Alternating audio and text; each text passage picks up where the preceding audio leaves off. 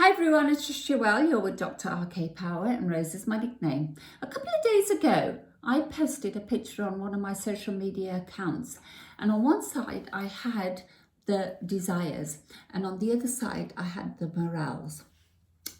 I'm going to be talking about a subject that creates a lot of fascination. It is least understood, I think. It has many meanings for different people. It has variations according to your cultural upbringing. So it's a very, very broad subject and it's very, very deep. Any guesses as to what that subject is? Remember, I've given you a clue. We've got desires sitting on one side. They're always fighting with the morals. Any ideas? I'm going to be talking about ego. What I want to do is spend some time, and I can't do it all in this video, so there's going to be episodes to follow, and we're going to be looking at ego and how, in a nutshell, we can make ego work for us, because my videos are about learning and my videos are about making yourself a better person each and every day. Instead of competing with the rest of the world, you're bettering yourself. And I feel ego is a subject that has a lot to offer. But in order to do that, I think we need a deep, deep understanding of this very complex area.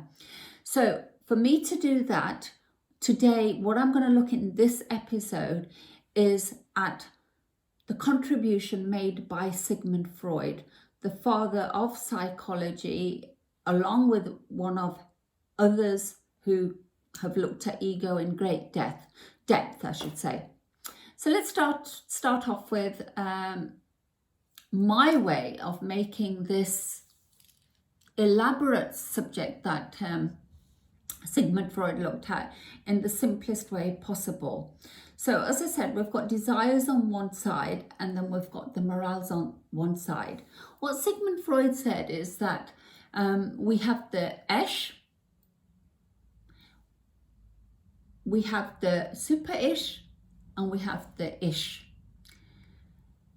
Sigmund Freud spent a lot of time in Vienna growing up there, so a lot of his work was in Greek, Latin, and German, so it doesn't always translate perfectly well into English. So just if I explain that, the Ed is on this side, we've got the super-Ich on this side, which is the super-ego, and we've got the Ich on this side, which translates into ego or the I.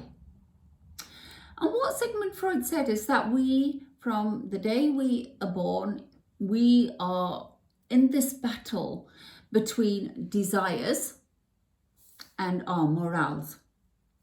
And a baby, for example, is very focused on the pleasure principle, is very focused on the desires, the wants now. It really doesn't concern itself with anyone else or anything else. And if you look at it, when a baby wants to have some milk, it will just cry for milk. It doesn't matter to the baby if it's in the middle of the night. The baby doesn't concern itself with if it wakes the mother up 4 times in the night. But as you grow up, you realize some behaviors are acceptable and some are not acceptable, and your morals kick in. That is your super-ego. As we become adults, we somewhere along the line learn to have a balance between our desires and our morals. And then that forms our ego. That forms our eyes, who we are. Some simple examples then. If you desire to have 20 cakes, I could easily eat 20 cakes, but my morals will kick in and say that's not such a smart idea and I'll perhaps have 2.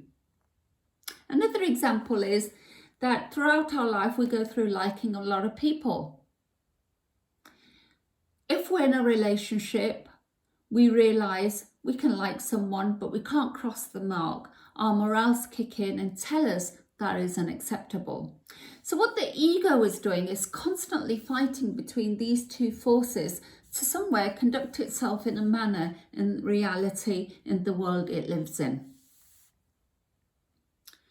If we just pause there for a second and think about the times you have had this dilemma between your desires and your morals. I know it's situational, it will vary from time to time, but I would say most of us are governed mostly by our desires. They are the dominant force, or our morals, they are the dominant force. So if you could just spend a couple of minutes to think about what are yours after this video is finished. You could even think about what you think mine are. Put them in the comment section. I'll be honest and respond to your comments if you do have a guess at what my main force is that kind of prevails the other. And I just would like you to think about what ego means to you. This is where I'm going to conclude my video.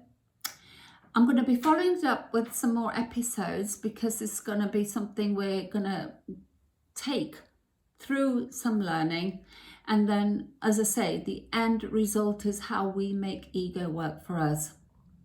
I hope you've enjoyed this video today. If you have, do hit the like button, do hit the subscribe button, and what I would say is do share it with everyone you feel could benefit from the contents of this video. And thank you for your valuable time. I really appreciate it, and I will be back very, very soon because I want to keep this ego thread going. Okay, take care. Bye-bye now.